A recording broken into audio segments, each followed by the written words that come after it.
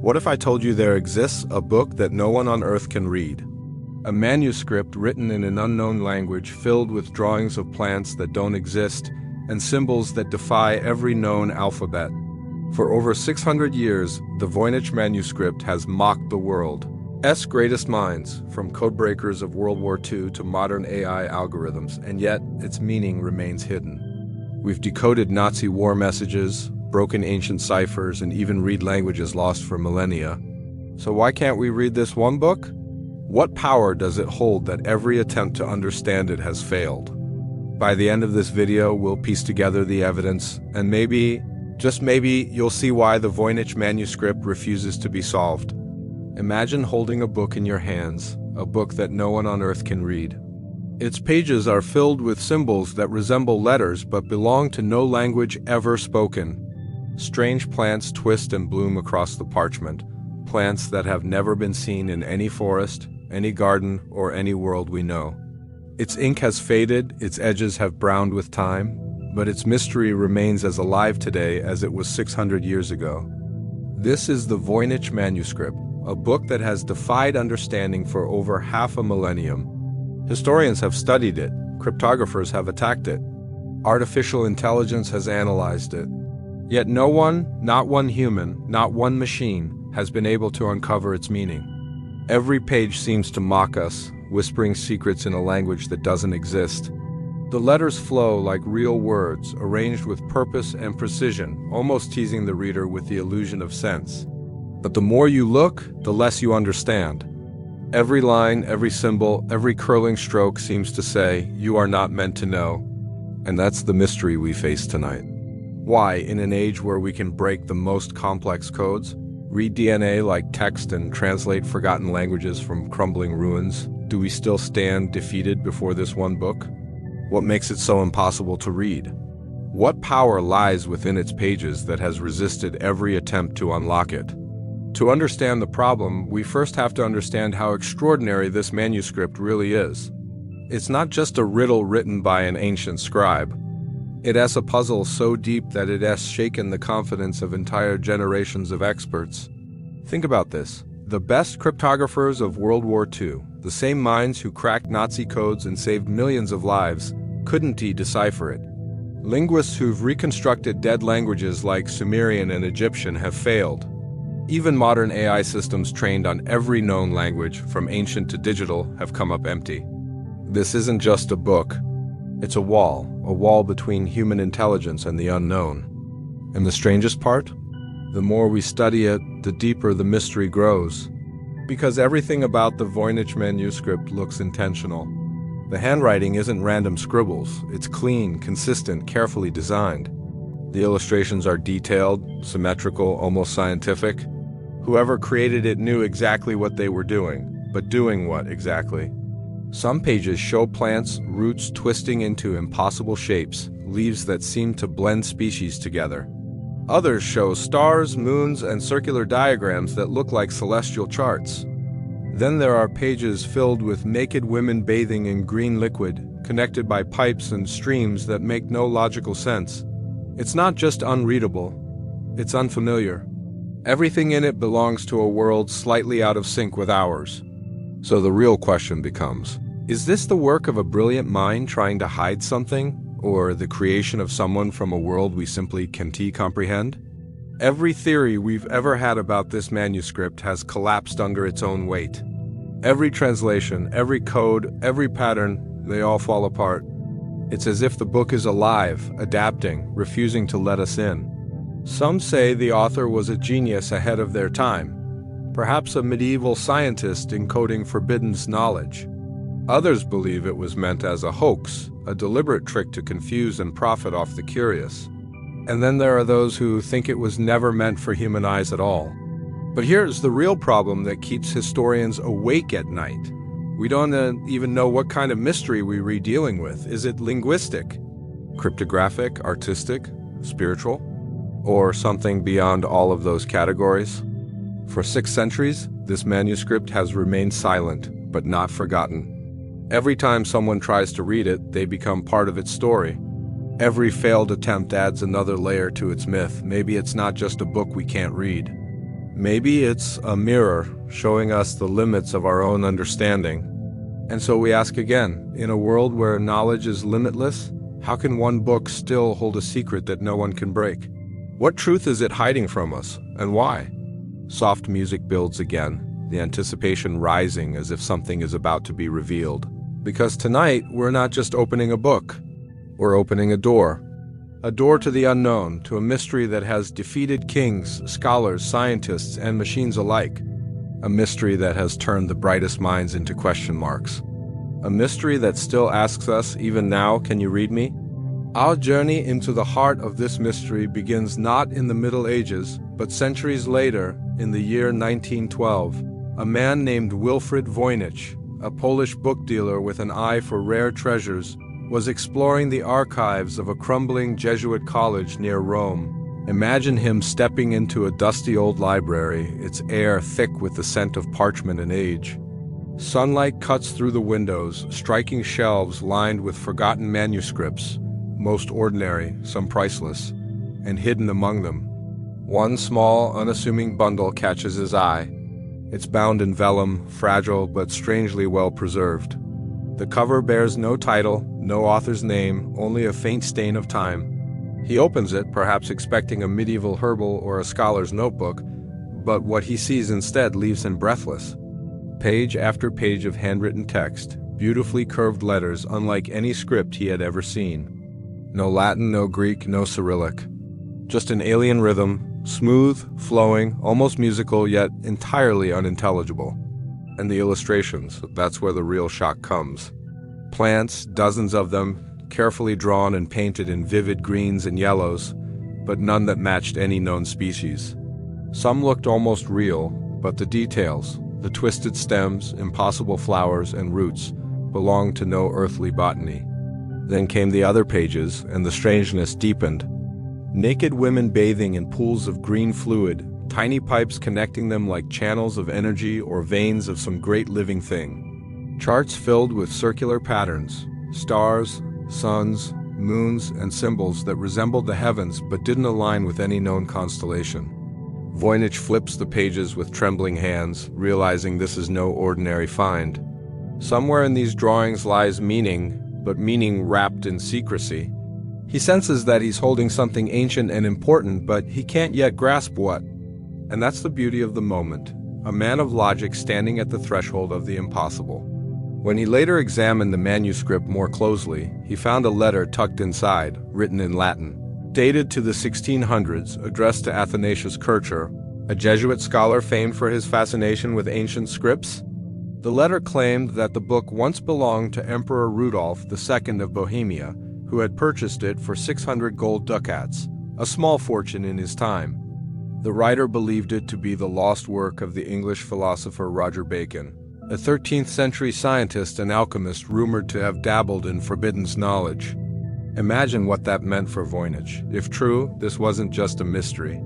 It was a missing piece of history, a manuscript potentially linked to one of the greatest minds of the medieval world. And so the legend began. Voynich, now obsessed, took the manuscript back with him and began showing it to experts across Europe. Some were intrigued, others skeptical, but all agreed on one thing. The text was unlike anything they had ever seen. It had structure, it had order. It wasn't gibberish. Someone had spent years, maybe decades, creating it. The parchment was later tested and confirmed to be made from calfskin typical of the early 15th century, meaning the manuscript was at least 500 years old even before Voynich found it. The ink matched the period too, which meant it wasn't a modern forgery. The mystery only deepened. And it wasn't just the content that puzzled people, it was the handwriting itself. Every line, every curve of every letter was written with such precision that it looked almost mechanical. Yet it was clearly done by hand. The author had discipline, skill, and patience beyond ordinary measure. Whoever they weren't scribbling nonsense, they were communicating, just not with us. Voynich spent the rest of his life trying to unlock the manuscript's secret. He shared it with linguists, mathematicians, historians, even amateur codebreakers, anyone who might offer a clue. He hoped someone would find the key, some hidden pattern or cipher that would open the door. But no one could. Every attempt at translation ended the same way: confusion and failure. Some experts began to think it was an elaborate hoax, perhaps crafted to fool the emperor.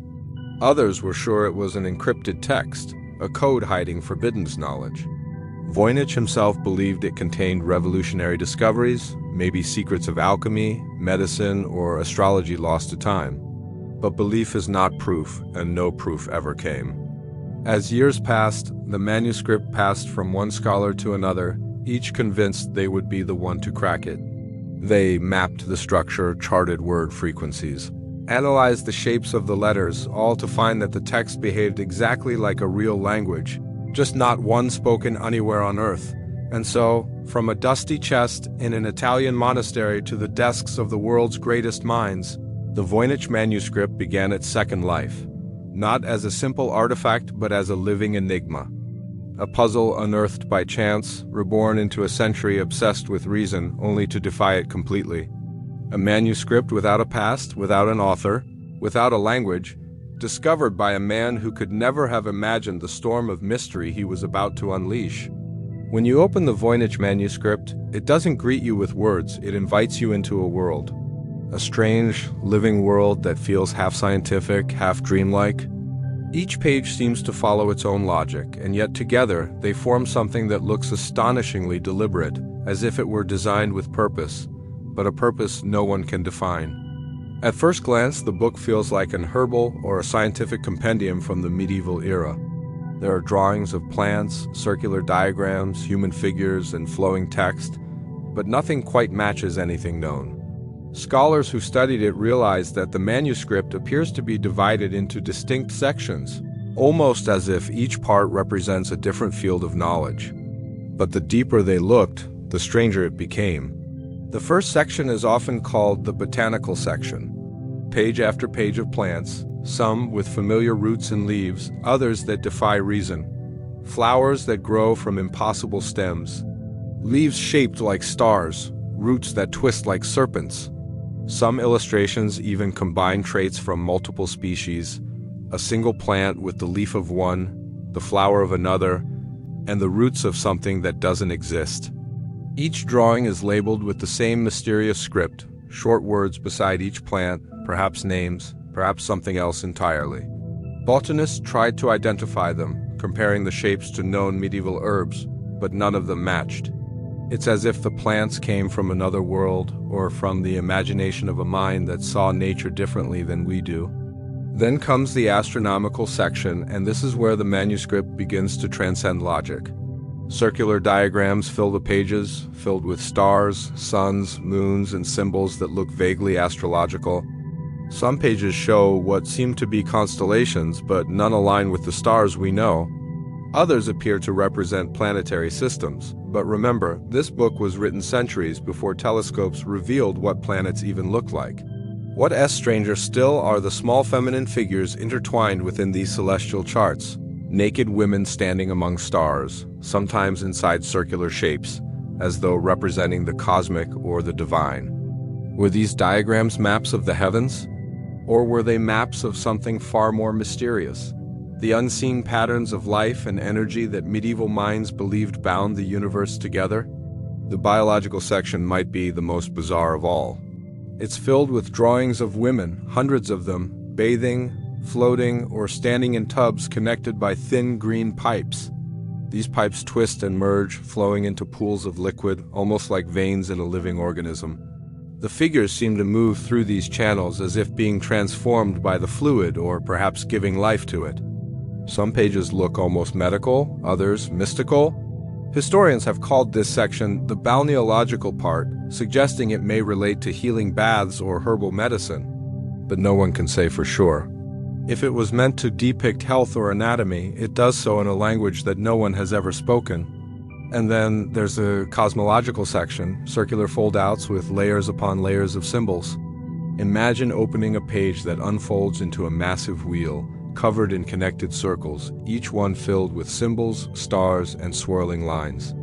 Some have described these as maps of the cosmos, others as representations of philosophical concepts like the soul or creation. Whatever they are, they give the sense that the author was trying to map not just the sky, but the structure of reality itself.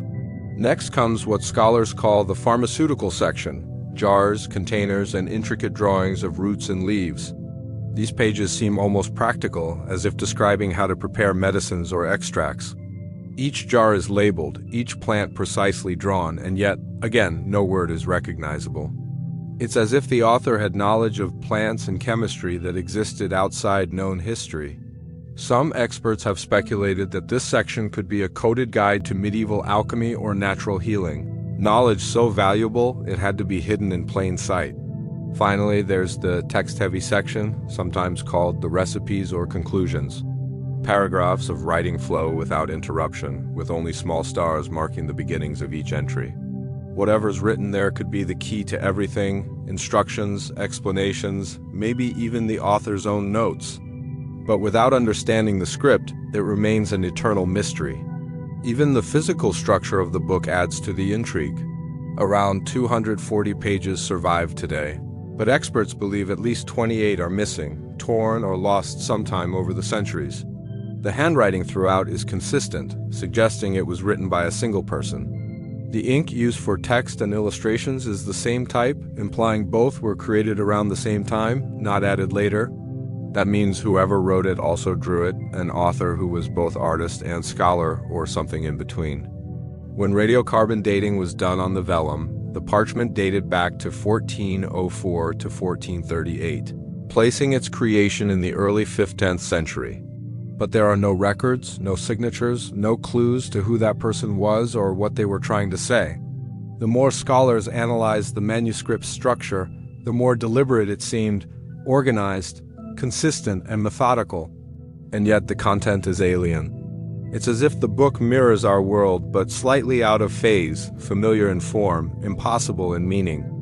Every section appears to communicate knowledge of plants, stars, the human body, medicine, and the cosmos, but through symbols and logic beyond our reach.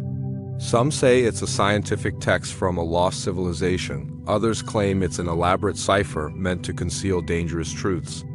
Whatever the case, the structure of the Voynich Manuscript feels less like chaos and more like a map drawn by a mind that understood something we still do not.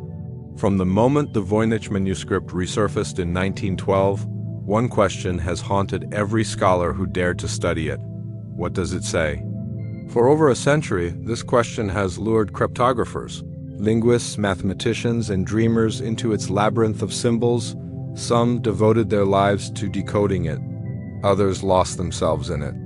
And yet, despite every effort, no one has managed to unlock its language. It remains unreadable, as if the book itself refuses to be understood. It started with Wilfred Voynich himself. He was convinced the manuscript hid something monumental, maybe a lost scientific text or a key to alchemical secrets. He sent copies of the pages to experts across Europe, hoping one of them could crack the code. The best cryptographers of the early 20th century examined it. They analyzed the patterns, the word lengths, the repetitions. The letters didn't seem random. The words followed natural patterns, almost like real language. But the problem was, it wasn't any language they knew, no Latin roots. No recognizable grammar, no crossover with any medieval script. It looked meaningful, but meaning stayed out of reach. The first real wave of decoding attempts came during the 1940s. At the height of World War II, when codebreaking was an art form, some of the most brilliant minds alive turned their attention to the Voynich Manuscript. Members of the U.S. Army Signal Intelligence Service, the same team that would later help decipher Japanese war codes, took on the challenge. Among them was William Friedman, a legend in cryptography, a man who could break any code man-made except this one. Friedman and his team spent years studying the manuscript, applying every known cipher technique. They analyzed frequency, substitution patterns, and structure. They even tried to determine if the text had been created using a cipher system similar to those used in military communication. What they found was unsettling. The Voynich text followed statistical rules identical to real human languages, but it didn't T-match any known linguistic system. The distribution of word lengths, the repetition of certain symbols, the syntax, it all suggested meaning, yet the symbols refused to translate. Friedman, after decades of effort, came to one haunting conclusion. The Voynich Manuscript might not be encrypted at all. It could be a constructed language, a language made from scratch by its author, meant to look real but existing nowhere else. And that single idea has shaped research ever since, but not everyone agreed. Later scholars tried to treat it as a cipher again, assuming there must be a hidden code. Some believed the script masked Latin or Italian words through substitution. Others thought it used an unknown shorthand system, hiding meaning through compressed symbols. Every new theory sparked a brief wave of excitement, followed by another dead end. The linguists took their turn. They studied the flow and rhythm of the words, comparing it to known languages from Europe, the Middle East, and Asia. Some proposed that the writing might be a lost dialect, something extinct. Others saw patterns similar to natural languages, repeated prefixes, suffixes, and grammatical regularity. But when computers began analyzing it in the late 20th century, the results grew even stranger. Algorithms confirmed that the text had the structure of real speech, coherent, rule-based, but they couldn't match it to anything ever recorded. It behaved like language, but it wasn't one. Then came the cryptographic breakthroughs of the modern age. With the rise of artificial intelligence and machine learning, researchers hoped that computers could finally decode what humans couldn't. Teams from Canada, the UK, and Italy fed the manuscript into linguistic models trained on hundreds of languages. One AI claimed it had found hints of Hebrew, others claimed Old Turkish, Latin, even Proto-Romance. Each time it seemed promising, until deeper analysis showed the translations were flawed. The words fit mathematically, but not logically. The text still refused to make sense. Even the NSA, America's top code-breaking agency, has reportedly examined the manuscript, and they too walked away without answers. No cipher, no pattern, no break. It's as if the manuscript mocks the very tools we use to understand language and logic. Over time, the failure to decode it has become part of its legend. Some researchers have spent decades chasing patterns that vanish the moment they think they've found something. Others have declared it a hoax, a beautifully written nonsense meant to imitate meaning. But even that theory has its flaws, because nonsense rarely behaves so perfectly. If it were random, computers would spot that chaos instantly. But the Voynich text follows order. It repeats rules. It imitates grammar. It's too structured to be gibberish and too alien to be language. Each failed attempt has only deepened the fascination. Every generation believes they might be the one to solve it, only to join the long list of those who couldn't. And with each passing year, the mystery grows more powerful. How could a medieval writer, centuries before modern linguistics or encryption, create something that can still outsmart every codebreaker alive today? The manuscript has become a silent adversary, a puzzle that adapts, eludes, and outlasts human understanding. It has resisted ink and algorithm alike, standing firm through centuries of decoding attempts that all end the same way, with silence and more questions than before. The Voynich Manuscript isn't just a book anymore, it's a battlefield of ideas. For over a century, historians, scientists, cryptographers, and dreamers have fought to explain it. Every theory born from this mystery tries to answer one question: who wrote it and why? And the answers range from the logical to the downright unbelievable. When Wilfred Voynich first revealed his strange find, he believed it to be a lost masterpiece by the English philosopher Roger Bacon, a 13th century scientist who had experimented with optics, astronomy, and alchemy. Bacon's mind was centuries ahead of his time, and Voynich was convinced this book contained his secret discoveries, knowledge so advanced it had to be disguised in code. For decades, this idea dominated the discussion. A lost alchemical manual, perhaps written to hide forbidden experiments from the church. But when carbon dating placed the manuscript as parchment between 1404 and 1438, long after Bacon's death, that theory began to crumble. The book was old, yes, but not that old. Others turned to more human explanations. Some scholars suggested the manuscript was a kind of medical text written by or for women. The repeated depictions of female figures, the herbal illustrations, and the strange bathing scenes led some to believe it was a medieval guide to fertility, pregnancy, or healing. Perhaps the author used a private cipher to conceal the information, not out of mystery, but protection. In an age of superstition and persecution, hiding medical or spiritual knowledge might have been a matter of survival. But again, no proof could tie the text to any known medical practice, and the strange alphabet remained unbroken. Then came the alchemy theory, one of the most popular and persistent ideas. The combination of plants, stars, and human figures seemed to fit perfectly with alchemical symbolism. To those who believe in this theory, the manuscript isn't nonsense, it's encoded wisdom. The plants represent elements of transformation. The diagrams map celestial influences, and the bathing women symbolize purification and rebirth, all central ideas in alchemy. It would make the Voynich Manuscript not just a book, but a manual for transformation, the pursuit of immortality through the fusion of science and spirit. Yet, even this elegant theory falls apart under scrutiny, because the language still refuses to align with any alchemical tradition we know. Of course, not all theories stay grounded in history. Some step straight into the unknown. One of the strangest and most fascinating is the extraterrestrial theory. According to this idea, the manuscript isn't of human origin at all. The plants are alien species, the diagrams celestial maps of other worlds, and the script the written language of an off-world civilization. It sounds far-fetched, but believers point out that the symbols bear no resemblance to any earthly alphabet, and that the book's content seems to describe a world slightly different from ours. Could it be a relic of contact, a gift, or perhaps a record from somewhere beyond? Mainstream scholars reject the idea, but it refuses to die. Then there are those who believe it's a hoax, a brilliant one, maybe created in the 15th century by a scholar or trickster who wanted to impress or deceive a wealthy patron.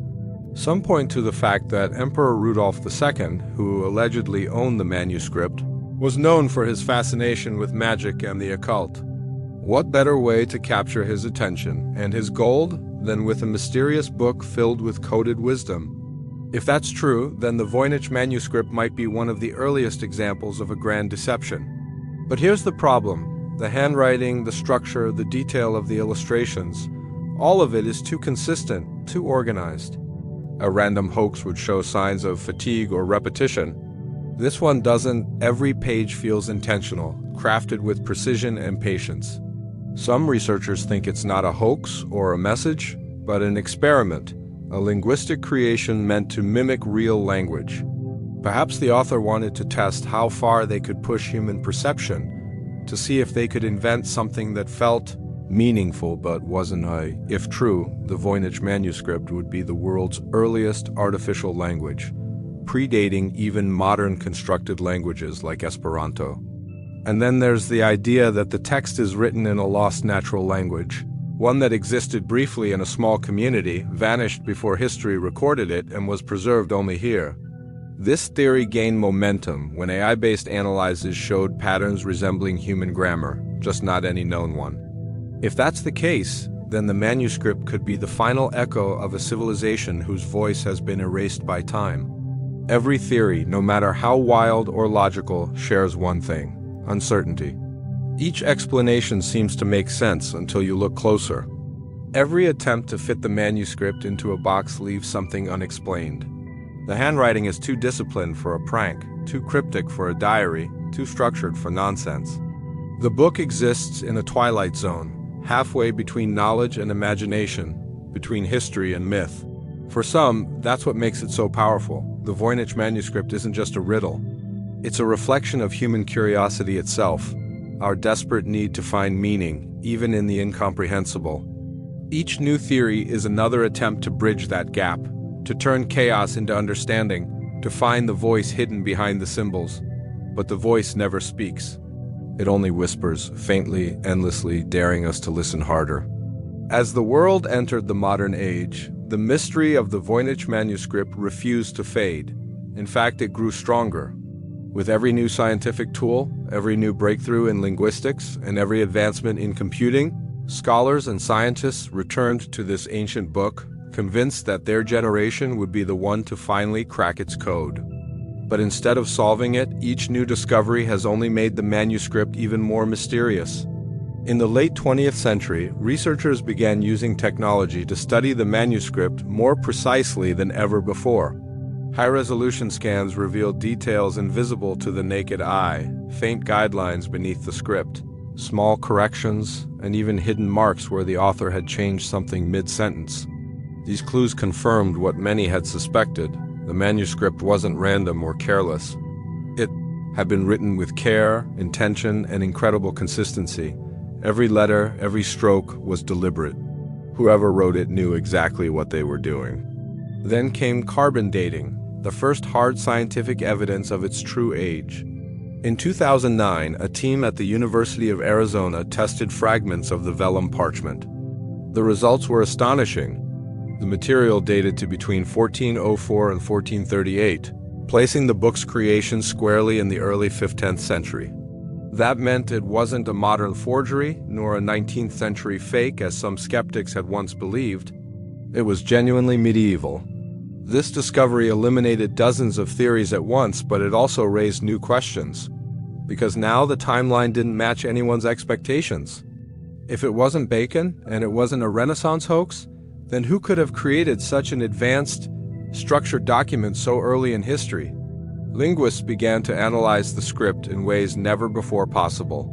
Using computers, they broke down the text into sequences of characters, mapping out how symbols repeated and combined. What they found was shocking. The text behaved exactly like a real human language. It followed Zipf's law, a statistical pattern that governs how words appear in all natural languages. The shorter words occurred more frequently, longer ones less so, just as in English, Latin, or Chinese. But here's the catch: no one could find the meaning behind any of it. It looked like language, acted like language, but wasn't one. That paradox became the heart of the mystery. Artificial intelligence models later took the challenge further. They compared the Voynich text to hundreds of known languages, from medieval dialects to extinct tongues. Some algorithms claimed it resembled Old Turkish. Others saw faint echoes of Proto-Romance, a linguistic ancestor of modern European languages.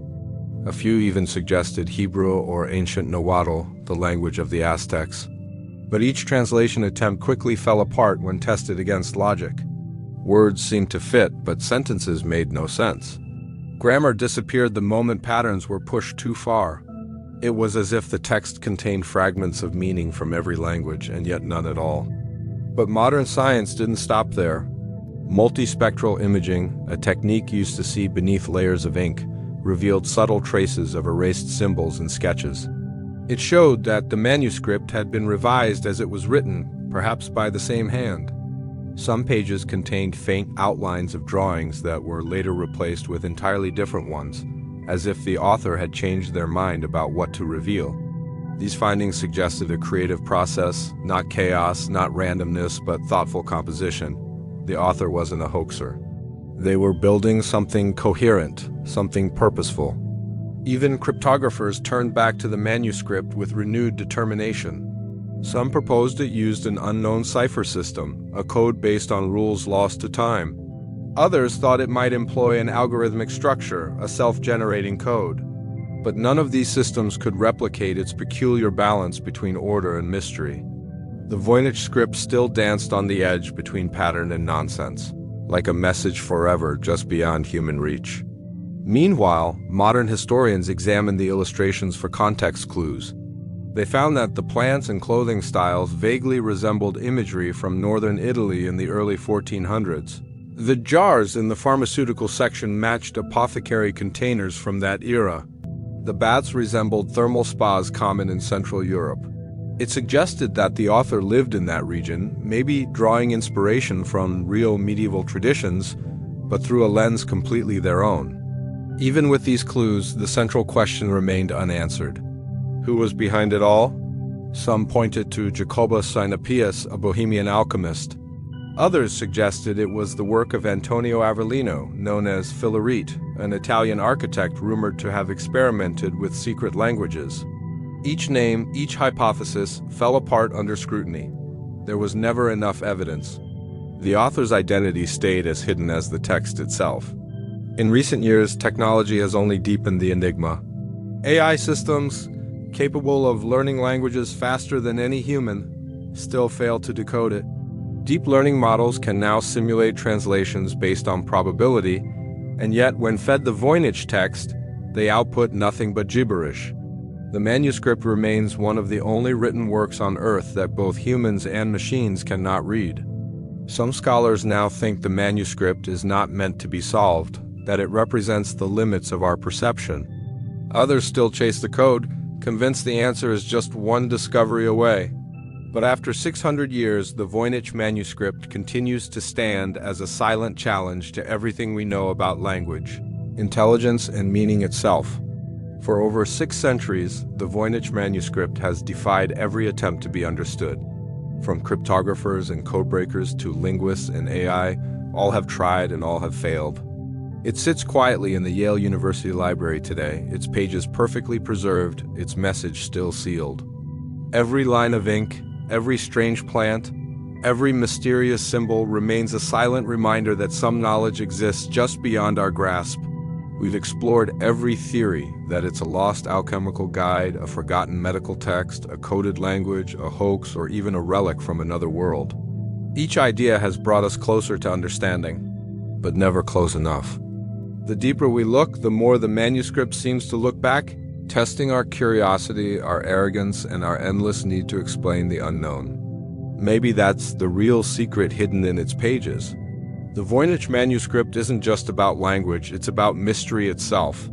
It's a mirror reflecting humanity's eternal pursuit of meaning, our hunger to decode the universe, even when the universe refuses to answer.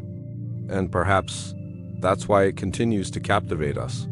Because as long as it remains unsolved, it keeps the flame of curiosity alive, reminding us that not all riddles are meant to be broken, and not all mysteries are meant to end.